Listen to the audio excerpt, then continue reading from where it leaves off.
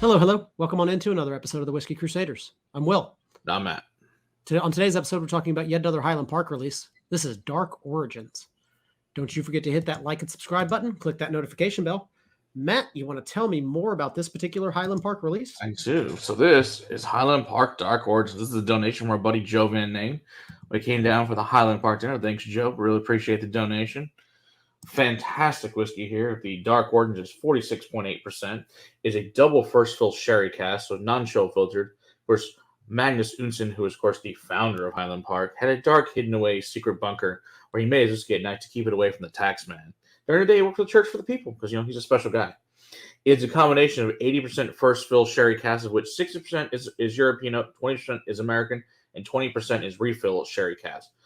Twice what is used in the regular 12-year. And, of course, he hid it under the pulpit in caskets and all sorts of fun things.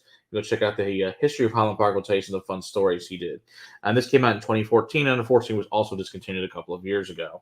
Let's see what we think of this beautiful Highland Park Dark Origins. What did you say my ABV was? Did you? It is 46.8. Okay.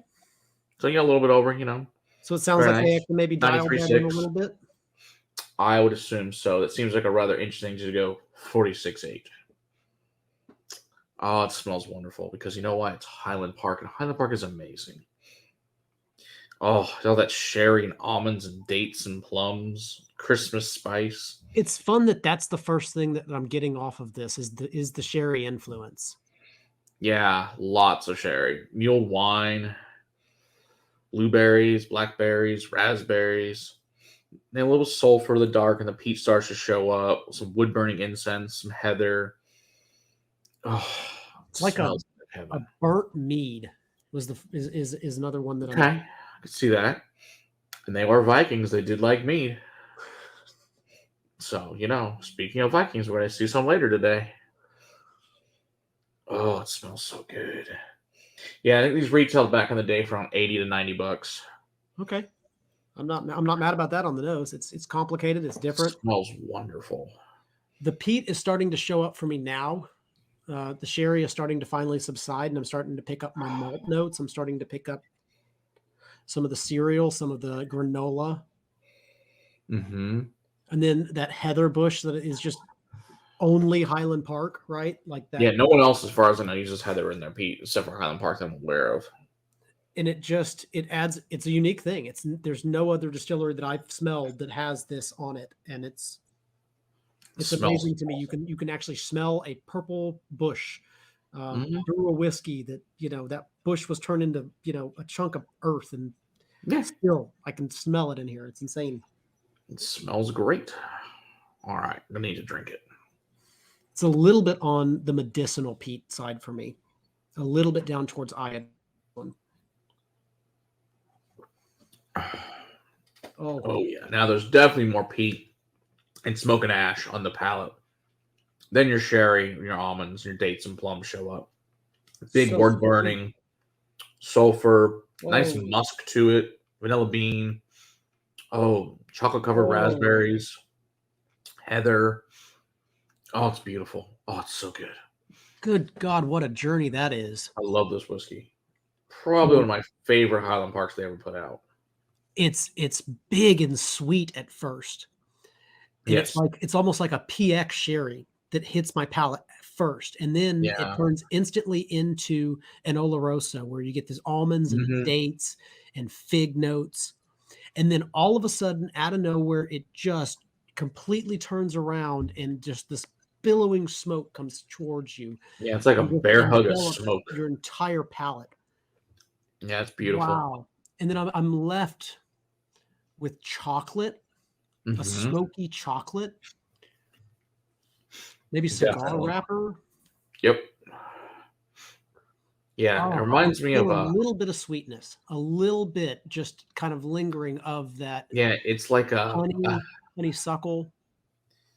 It's like a dark chocolate, like a peated dark chocolate with the raspberries in it. That's where I think that's the lingering finish on it. Oh, it's beautiful. Yeah, I could see this on like a dark, crushing night there out in Orkney. Just, smoke building up. They're out there hiding their whiskey. This would be a fun one. The little, the horse is going down with the casket and the taxman's running away. I don't know where the whiskey is. There's no weed here. There's just these dead bodies, but full of leprosy and other fun things. I don't know where the whiskey went. There's just these dead people, because that's the kind of things he did. Wow, that's magical though.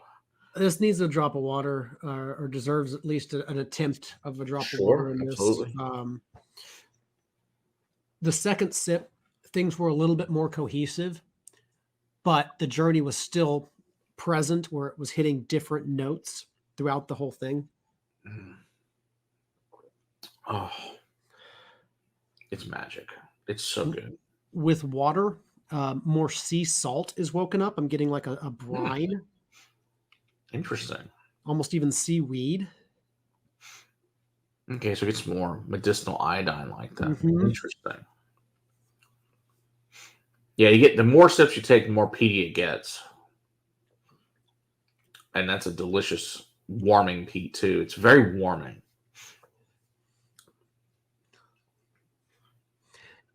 I don't know that it changed much. Okay. I believe it got a little bit more peaty, but then as I was thinking, good gosh, that got a little bit more peaty. You said this gets more peaty off every sip. So without water, it got more peaty as well.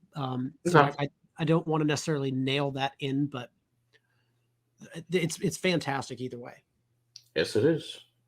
It's oily, it's rich, it's viscous, it's still clung to my palate. The finish is forever. All that, beautiful non-chill filteredness that it is. It's wonderful. Yeah.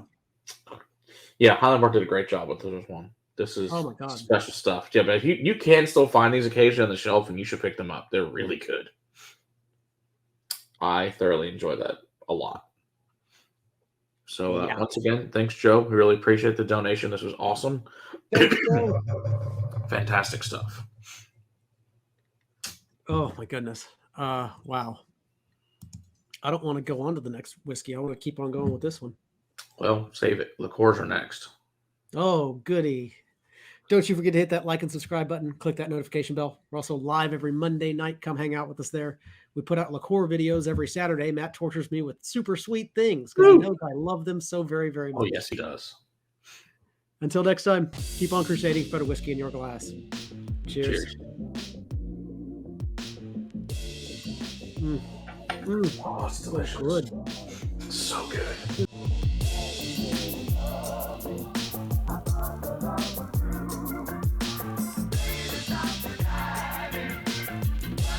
It's so good. Oh, why can't all whiskey be that good? For real, right? Why are there so many crappy whiskeys made in the world when you can have things like this to drink? That's what I'm saying. Like, I don't understand. Like, why? Why? I don't understand. Is it simply because creating something like this is just so rare and so hard to do? I don't think so. I've had plenty of good $10 to $15 whiskey that's pretty damn good. I think people just, I don't know. I think it's art. That's the thing. It's art. And if you can't properly do the art, you make crap.